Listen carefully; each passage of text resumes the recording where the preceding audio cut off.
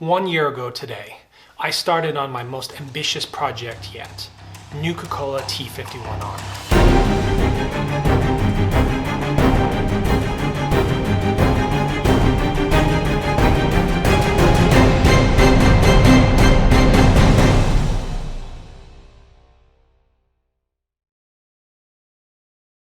If you're watching this channel, there's a good chance you've never seen my channel before or heard of me.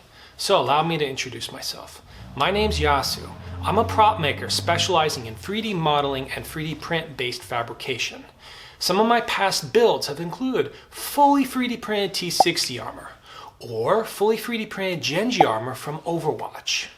So it's safe to say I'm no stranger to 3D printing. Now I've captured a massive amount of footage ranging from the 3D modeling to the printing to the assembly of the raw prints and a lot of post-processing, sanding. But it's probably more than I can share in one video. Now, granted, I will do like a quick overview video probably at the end of the series, but I want to break it down section by section relevant to parts of the process I found interesting. So this first video is going to act as a overview, a sort of a project, kind of like the basics of how much filament I used, what I did, why I did certain things, etc. to kind of set the layout and the groundwork before we get into the nitty-gritty of what I actually did and how I did it in future videos. Now, before we get any further, I have to give a huge shout out to SaintsMart for providing the filament and some of the printers that made this project possible. Without them and their support and their belief in my vision, this would have never happened. So a huge shout out and thanks to them. So probably the first question on all your minds is, why Fallout Power Armor and why do it again? And the truth is, I'm incredibly proud of what I did and achieved with T-60 Power Armor. Like, there's no question about that. However, there were some things that bugged me that I kind of wanted to revisit in another build. For instance, T-60 was the early end of my modeling days. I was just getting into modeling. I was playing around with Blender and doing different things. And to kind of get going, I started and leaned very heavily on using game rips. If you followed my content in the past, you'll know I have a very strong opinion when it comes to game rips. And it's because they're not well suited for 3D printing.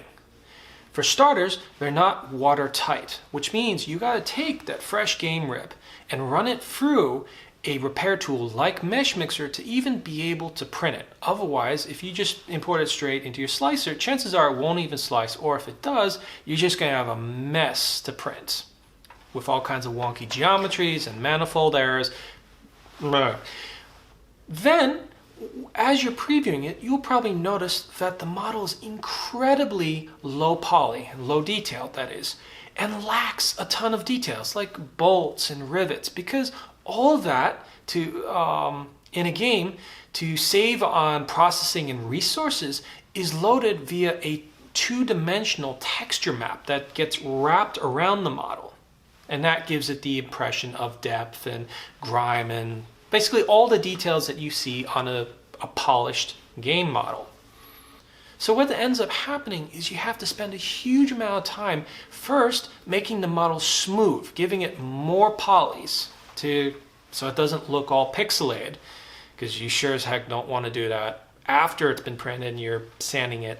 That's just, no, don't do that. And then you got to go and you got to individually, with Blender or whatever your modeler is, put in all those rivets and other details that would make your, whatever you're going to print, your armor, your helmet, actually accurate to the source material. And to me, that's just like, that's not very fun. So what I ended up deciding I wanted to do for this particular project is model the entire set of T-51 armor from scratch using a parametric modeler like Fusion 360. And one of the upshots, along with being able to control everything on the exterior and get everything exactly right, it allowed me to easily chop up the model so it'd be very easy to print and have all the registration marks. So I could put in alignment dowels so there would be no slightly misaligned parts, which was a huge problem with T-60. But also I'd have a lot of control over what happened on the interior of the armor. That is, how joints work, say between the shin plate and the thigh plates, which was something I had a lot of trouble with T60, is a lot of my joints, well, were non-existent, and I was rigging it up literally with zip ties and nylon webbing. So the 3D model was a huge part of why I wanted to revisit the Fallout Power Armor build. Second, I'd severely overestimated how much infill I needed to print T60. So the result was I had a very heavy set of armor. It was about 90 pounds, which you can imagine was exhausting and painful to wear. So I could do, my maximum was about 2 to 3 hours. And at C2E2, funny story, I ended up wearing it and marathoning it for 6 hours. And boy, my shoulders were killing me by the end of that. So I wanted to experiment with new materials, which SainSmart made possible with their TPU. So what is TPU? TPU stands for thermoplastic polyurethane, and it's a polymer that's incredibly flexible.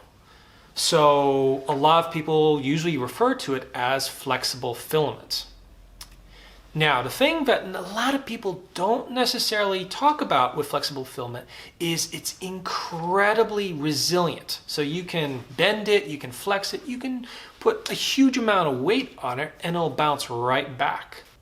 So as a cosplayer, that made a lot of sense to use that material because it would be very durable and I could print at very low infills, as low as 3% in some cases, and thin perimeter walls, which basically cut my weight by about 60-ish%. So the entire total weight of the finished armor totaled about 25, 26 kilograms, give or take, which is almost half the weight of my original T60 armor. So you can see already, this armor, while still pretty heavy in the context of cosplay, is very, very light and a lot easier to wear. Now, not only was the power armor incredibly light, but man, I discovered it's incredibly durable. I could chuck around these platings. Not that I would, because that would kind of damage the paint job. But all of a sudden, I can travel with it. I can do a lot more things with armor I'm not afraid is going to just break if I look at it the wrong way. Now, the downside of TPU, as I've realized, is it's extremely hard to finish. So obviously, it's abrasion resistant. So sanding directly on the printed filament, not going to happen. Not going to happen. So what I ended up doing is I went through a gamut of experimenting with different fillers that had to do two things. It had to A, fill in the print lines, which were pretty substantial since I was printing at 0.3 and 0.4 millimeter layer heights, depending on what nozzle I was using, but also had to be able to flex reasonably well. Otherwise, like if it was stiff and the material underneath it, the TPU, flexed, well, the coating would crack, and we can't have that. So that was a bit of a challenge, and eventually I settled on using a mix of, not spot plate, flexible drywall spackle, Alex Flex or Dynaflex, link in the description. Regular like bar top epoxy, which interestingly enough, you'd think epoxy is like hard, and it is hard when it's a big thick block, but when you put it on very, very thin brushed on coats like you would with XTC or some of the other purpose built for 3D print coatings, it does flex decently. You can't obviously like bend it in half, but you can kind of deflect it a little bit, which is good. And varnish as sort of the top very thin coat, like acrylic varnishes. And that ended up being what I settled on to smooth out and make the TPU prints really not look like 3D prints. And there will be more on that in another video as I go along of the very involved post-process, all the different dead ends I tried, because I tried things like Plastidip, totally did not work. Filler primer, 2K primer, what else? Varnish straight up, which, terrible idea. And a whole host of different things. Like I tried to be as scientific and rigorous as I could with the experimentation and testing. So yeah, I'm a couple weeks out from completely finishing this build, so I feel like this is probably a good time to start releasing the video series on how I built. Basically project videos inspired by other YouTubers who I really look up to, like Uncle Jesse and X Robots. Shout out to them. They're awesome YouTubers that I highly recommend you follow if you don't already follow them. Yeah, and gist of it. So the gist of it is I'm really looking forward to sharing probably in the next, it feels like it's going to be about 6 to 10 videos on how I did different parts of the power armor build, starting from the modeling and working my way up to hands, jazz hands. So anyways, if building power armor is interesting to you, or you want some ideas on how you can build your own power armor, or basically doing large scale 3D print builds, these videos probably will be of some value to you. So I highly recommend you give me a subscribe. And then, because as I found out, YouTube, just because you subscribe to me on YouTube doesn't mean you're gonna see all my content. Or YouTube won't show you all my content unless you search for it. So what you want to do is, once you've hit that subscribe button, hit the bell next to it. That is the notification bell. That basically tells YouTube that you want to see more of my content. So if you do subscribe, it would warm my cold, cold heart and not make my mother cry. And we don't want to make my mom cry, right? So, yeah, this is the project video for Nuka T-51 armor. A lot of lessons learned, a lot of techniques that I documented, and definitely I want to share them with you.